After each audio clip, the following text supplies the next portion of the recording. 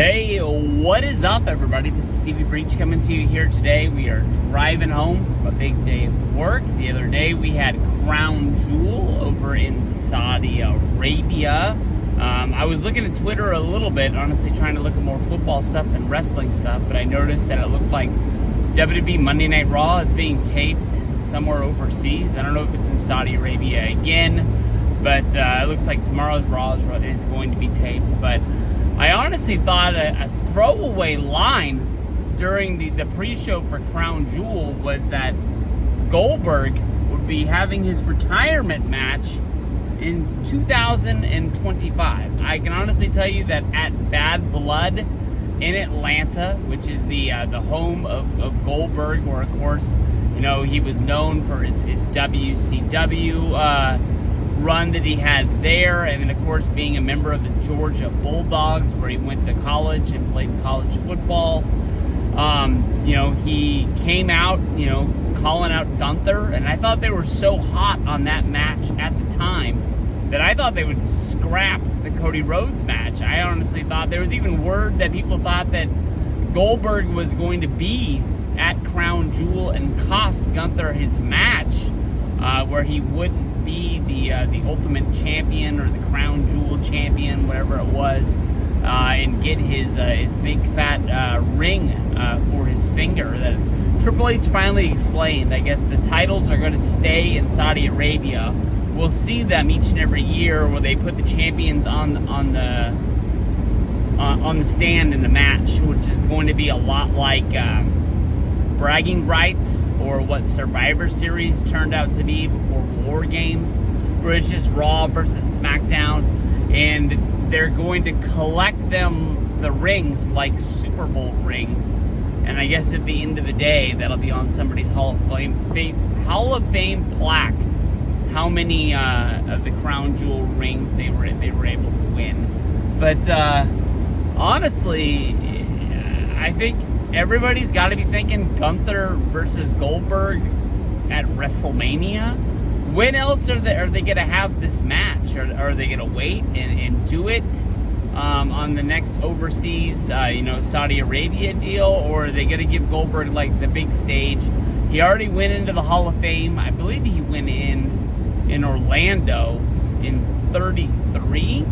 He might have gone in at 34 in New Orleans, but I remember Goldberg was the one that ran late, and then a lot of the wrestlers left.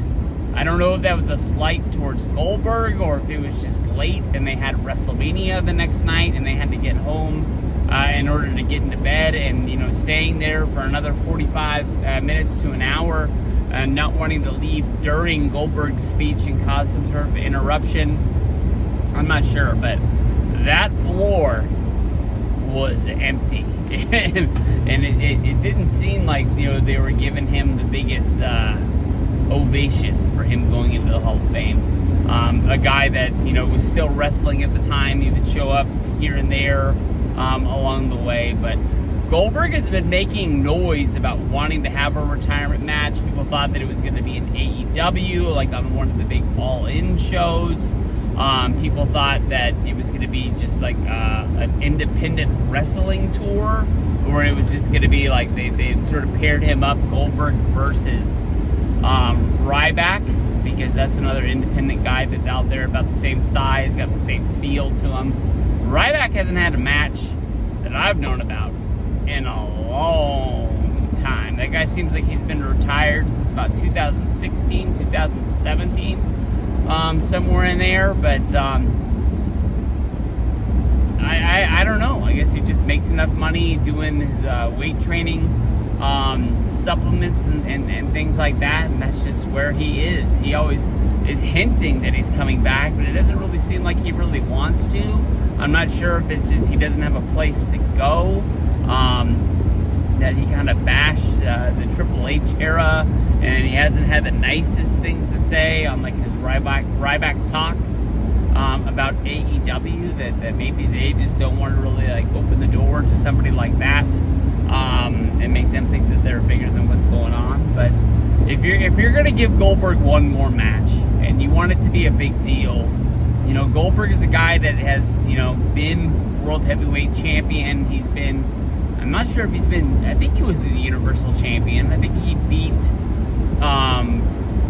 The Fiend to go to Wrestlemania, and that's what everybody was kind of like, oh, geez, The Fiend is like the most over guy in the company, and you're just going to have him lose to Goldberg, for no big deal. And didn't Goldberg beat Kevin Owens before the Kevin Owens versus Chris Jericho WrestleMania match, where they were like pretty much feuding over the championship, and ended up they were feuding over the United States title because they took the title off of Owens, who had like a big long run with the belts back in 2016. So I'm guessing that would be WrestleMania 33.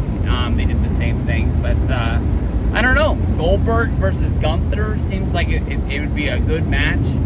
Gunther has kind of ran through a lot of the people on the roster. For Gunther to get a win at WrestleMania, unlike what he did last year with Sami Zayn, it seemed like he lost to Sami Zayn just to get that championship off of him, and then to like move up the card, I guess you could say. It gave Sami a moment, but that run was like so overlooked because of everything Gunther had done with that championship. When he did it, it was almost like he just needed to get it off it from him. And since Sami's had it, it's been Braun, it's been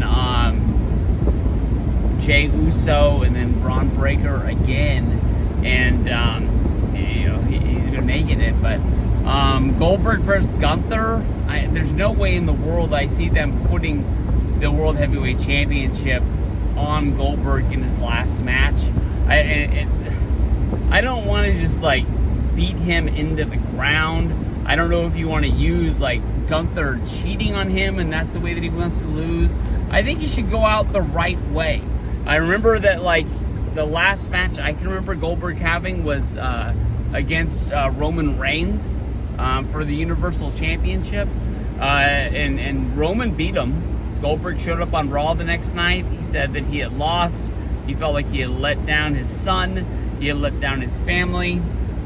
And he gave a promo that looked like he was like going to give it one more try because he felt that he knew that he could beat Goldberg and he could beat Roman Reigns. And then the storyline never came to be. Goldberg left and we never heard from him again. And that was like 2 to 3 years ago.